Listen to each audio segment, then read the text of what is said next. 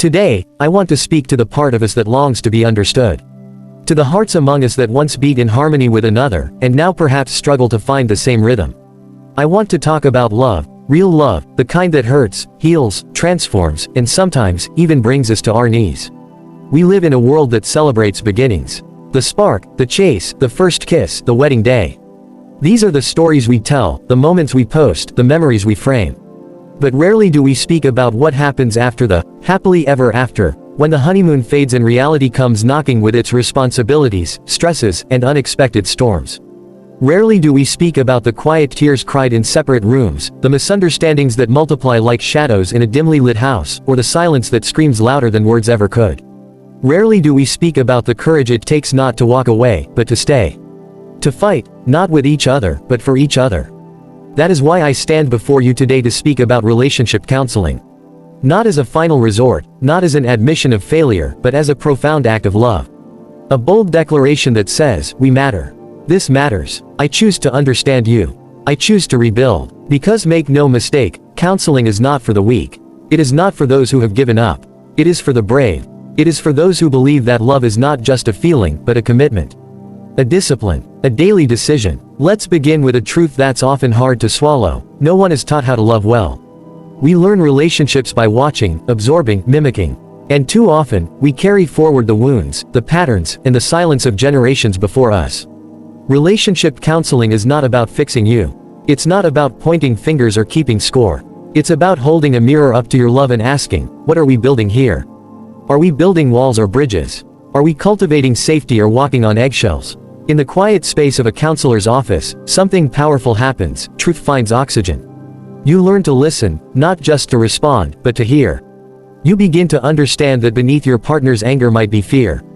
Beneath the withdrawal might be shame. Beneath the criticism might be a desperate cry to be seen. You realize that the fights aren't always about the dishes or the bills or the kids. They are often about unspoken needs. About the question each of us longs to have answered, do you really see me? Do I still matter to you? And this is where counseling works its quiet magic. Because when we feel heard, we soften. When we feel safe, we stop defending and start revealing. When we feel valued, we show up not with blame, but with vulnerability. I've seen couples come in on the edge of collapse, broken by betrayal, worn down by years of disconnection. And I've seen those same couples walk out months later not just surviving, but thriving. Not because the pain was erased, but because they faced it together. Because they stopped being opponents and remembered they were a team. And yes, sometimes counseling reveals that a relationship has run its course. That's a painful truth, but even then, counseling serves a powerful purpose. It allows us to part with dignity. To let go with grace. To understand where we went wrong so we don't repeat the cycle again. But most often, counseling does something miraculous. It rekindles. It renews. It reopens the door to intimacy, one conversation at a time. One act of empathy at a time. One tearful breakthrough at a time. So if you are sitting here today feeling like the person beside you is more stranger than soulmate, I urge you, don't give up. Reach out, talk, ask for help. If you feel like you've tried everything and nothing changes, I urge you, try one more thing, together.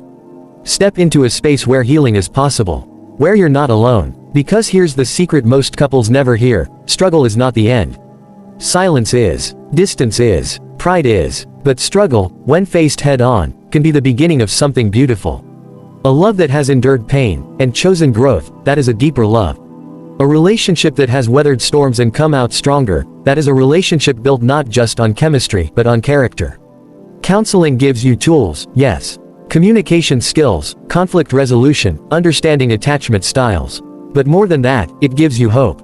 And sometimes, hope is all you need to take the next step. Now, let me be clear, counseling is not a magic wand. It's work. It's messy. It will stretch you, humble you, challenge you. But it will also teach you about yourself, about the person you love, about what it means to hold space for another soul with gentleness, even when your own heart is aching. And what a world it would be, what a family, what a community, what a legacy, if we learned to stay with each other in the hard moments. If we chose repair over retreat, understanding over assumptions, courage over comfort. To those who feel like the love is gone, I say this, love is not gone. It may be buried, it may be bruised, but it is still there, waiting to be watered, waiting to be known again. To those who feel like you are the only one struggling, I say, you are not alone. Every lasting relationship has chapters of hardship. What defines you is not the fight itself, but how you choose to show up in it. To those who think counseling is a sign of failure, I say, counseling is a sign of fierce, defiant love. Love that says, I will not give up on us. And finally, to those who are afraid to speak, afraid to hope, afraid to feel, I say this: courage is not the absence of fear. It is the decision to move through it, to risk being seen, to risk being loved again. So let us be brave, my friends. Let us be the generation that breaks cycles, that learns to love consciously, deeply, tenderly. Let us not be afraid to ask for help, to sit in discomfort, to tell the truth, even when it shakes us. Because at the heart of every relationship is a story worth fighting for. And with the right support, that story can become not just one of survival, but of transformation. Let counseling be the beginning of your comeback, the start of your second act, the turning point that leads not back to the beginning, but forward, into something wiser, stronger, and more enduring. You deserve a love that grows with you. And that love deserves every chance to thrive. Thank you.